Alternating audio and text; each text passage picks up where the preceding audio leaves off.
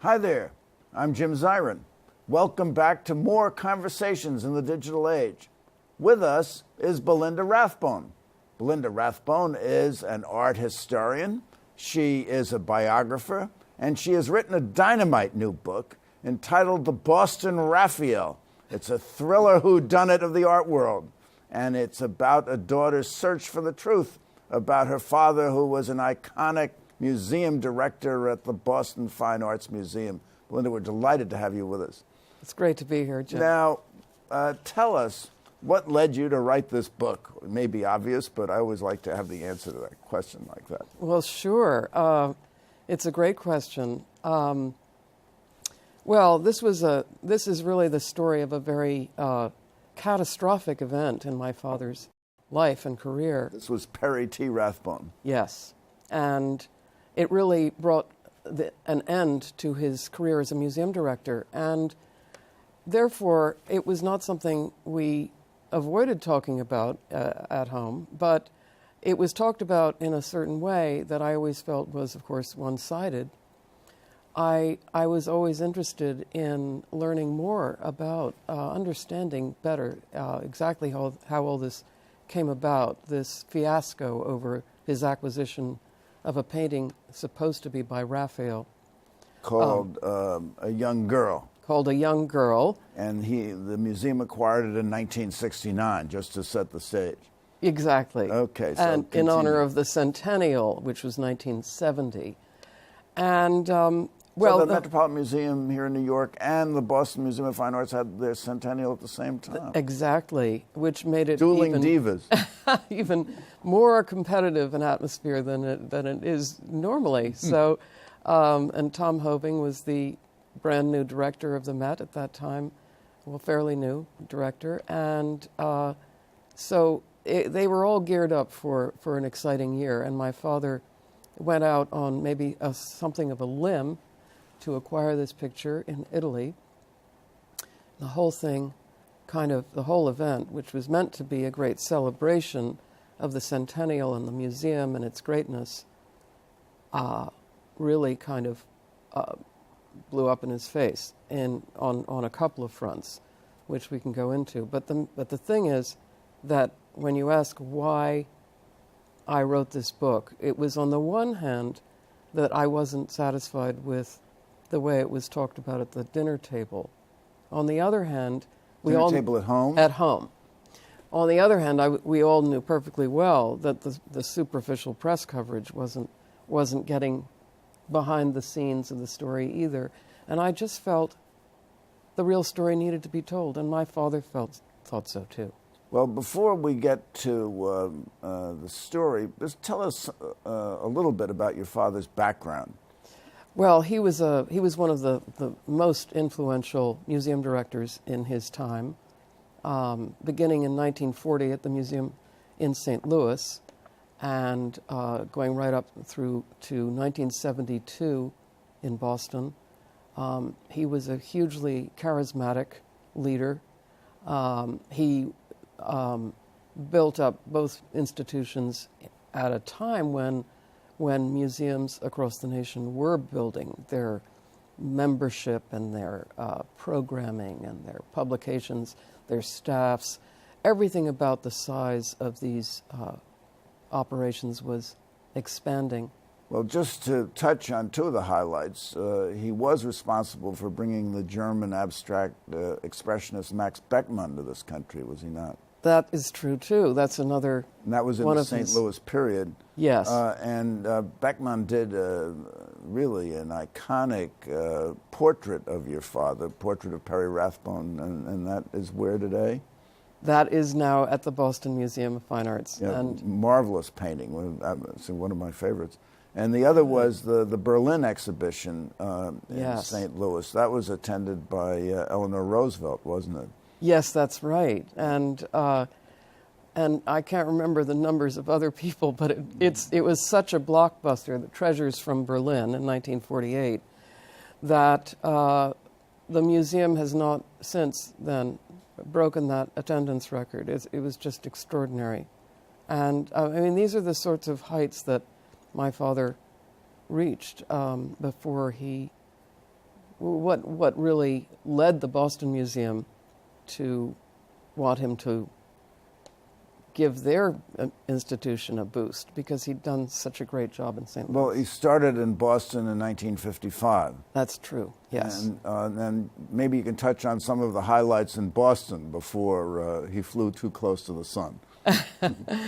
Well, there were many, many highlights. For one thing, my father had to kind of start from scratch in building their collection of modern art, because there they were in the middle of the century, and they had basically no modern art collection. My father was already a great champion of modern art, and so he went about building up that collection and also staging important exhibitions so that the public was more in Boston would be brought up to date.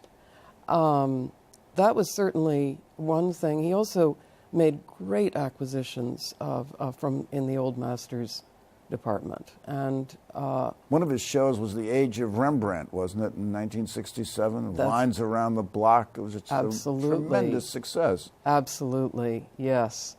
I like to say that while Tom Hoving is sometimes credited with inventing the blockbuster, we have proof that he did not. But Perry Rathbone had a share of blockbusters as well. Absolutely, and they started back in the 1940s. And there's no question about it. The 1960s saw an enormous expansion of the museum's audience, and my father was all about that, outreach, but always at the same time keeping the standards of great art. Okay, so let's get to Raphael's attributed to Raphael's portrait of a girl. It was a small painting, wasn't it? It was only 10.5 by 8.5 inches. That's right. Just a little, beautiful little portrait on panel of a young girl, probably made as what they call a marriage portrait. She was betrothed at the age of 12 to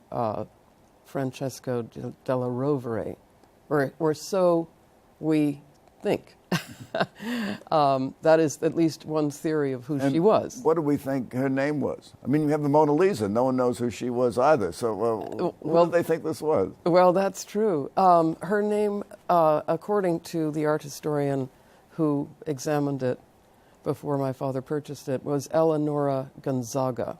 And she was of noble lineage, and I mean, one of the art historians' tools, shall we say, in making an attribution is to understand the genealogy of the period, which John Shearman, the expert, English expert, yes, professor at the Courtauld Institute in London, and one of the historians that people regarded as, perhaps the expert in Raphael. And so he knew his Italian genealogy. So when a museum approaches the purchase of an old master painting, in this case from the Italian Renaissance, 16th century painting, and obviously there's no painter around to say this is mine or it isn't mine. So how do they approach the purchase? This is really like two porcupines mating. It's rather carefully. Carefully, exactly. Well, we all know this is hazardous territory, but this is why my father did consult an expert outside of the one that the dealer from whom they bought it had already put forth. I mean, he wasn't going to go along with the dealer's attribution. He took that precaution. He brought in Shearman from London, and he might have consulted maybe more than one expert, but then there was also the concern for secrecy, and the concern that too many people hear about this unknown picture, and pretty soon you've got the Metropolitan running after it as well. So there is this, you're walking a tightrope. So you want to keep authenticity in and the Metropolitan out. Exactly. Or now, Sherman, the painting was found in Genoa, wasn't it? Yes. And who found it? Well, my father's curator of decorative arts, Hans Swarzensky, who was a very great friend, and as a German, he knew the European art market extremely well. He discovered this dealer in Genoa. His name was Ildebrando Bossi. Ildebrando Bossi. And who had in his... He's rather elderly at the time, wasn't he? Yes, he was in his 80s, and I guess he'd been around the Italian art business for most of his life. But and before the museum acquired it, Sherman came to Genoa from London and actually examined the painting, didn't he? yes. All right, so now what was the sales price? Well, Bossi asked for $1 million, which sounds like nothing now, doesn't it? But it was an extraordinary price at the time. My father had been instructed to bargain him down if he could, and Bossi settled on $600,000, which is very much a bargain. $600,000, but Bossi attached certain conditions to the sale, did he not? Yes. And what were they? They were very confining, and one of them was that the picture had to be hand-carried to Boston because of its fragility, he said. And another was with respect to the funds, how were they to be paid? And they were to be paid by the end of the year. This was pending, of course, the museum being able to, put it in their laboratory and subject it to further examination, and of course the approval of the trustees and so on. But the two things most important were that he wanted it hand carried, and also that he wanted absolutely nothing known of its source. And how were the funds to be transmitted to Signor Bossi? Oh, into his Swiss bank account, of course. Yes. Oh, I forgot to mention that. Yes, and then a down payment was made of, $60,000? That's right. And then Mr. Swarzensky agrees to carry the painting to Boston. That's right. Via London. That's right. Sherman takes another look. That's right. And then Swarzensky gets on a plane, a Pan Am plane, and what happens?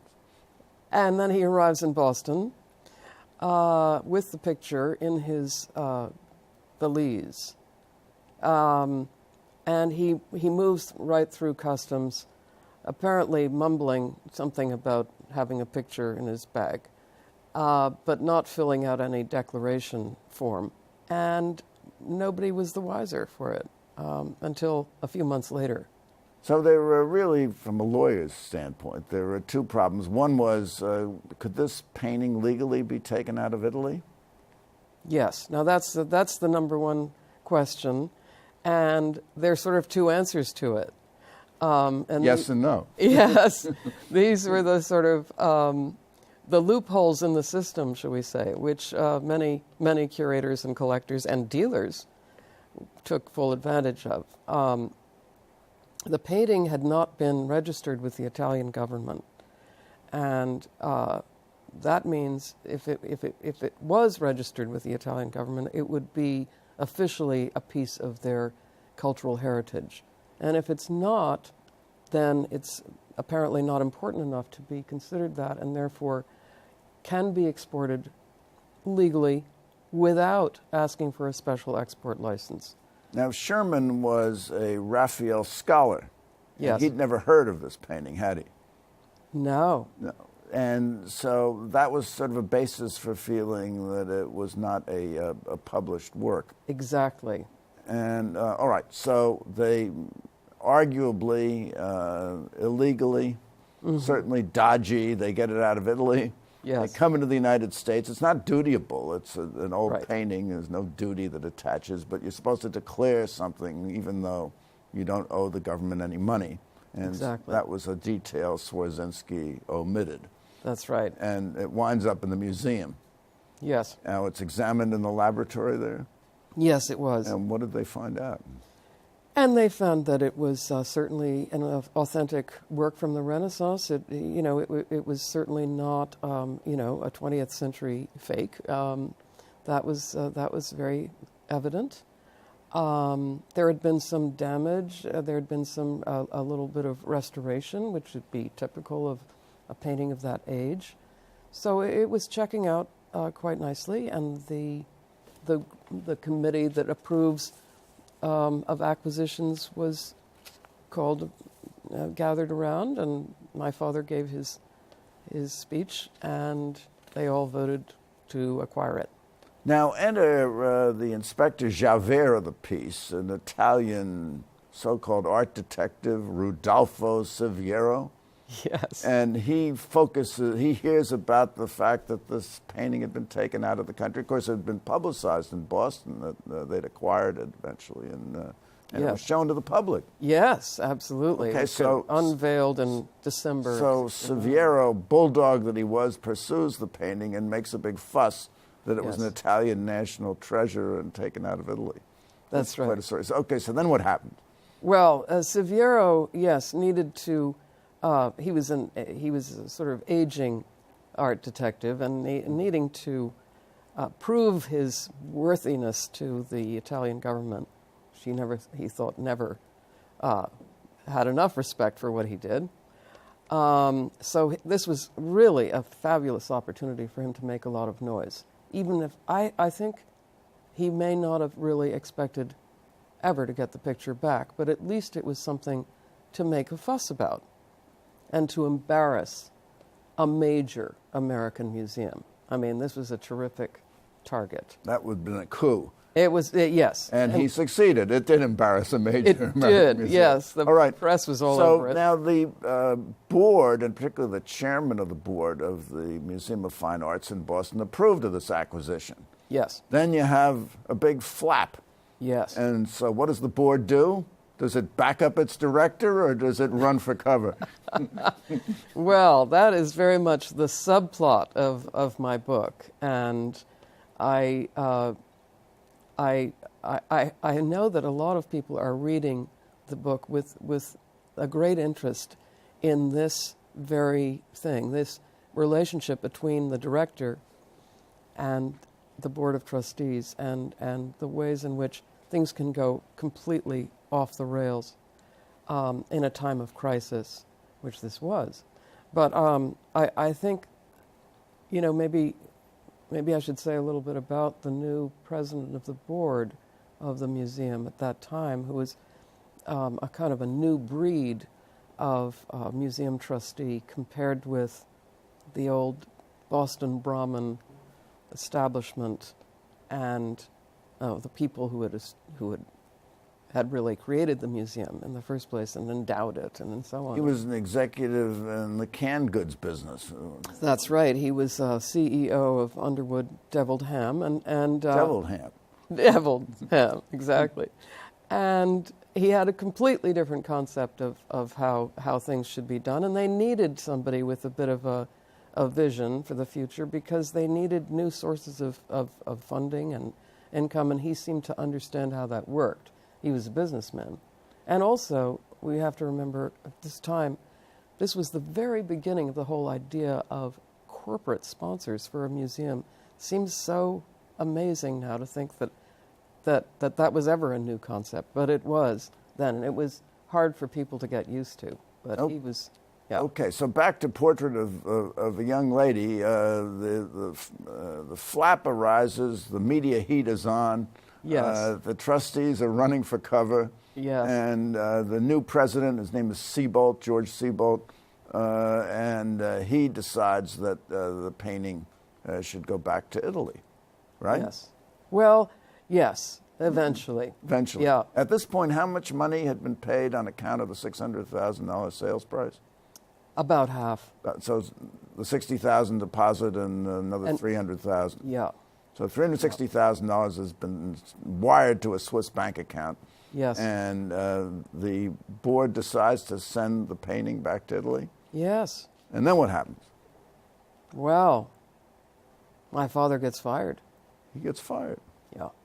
Swarzinski, And he is also asked for early retirement. For early retirement. Yeah. So there's this great museum that's acquired a Renaissance painting.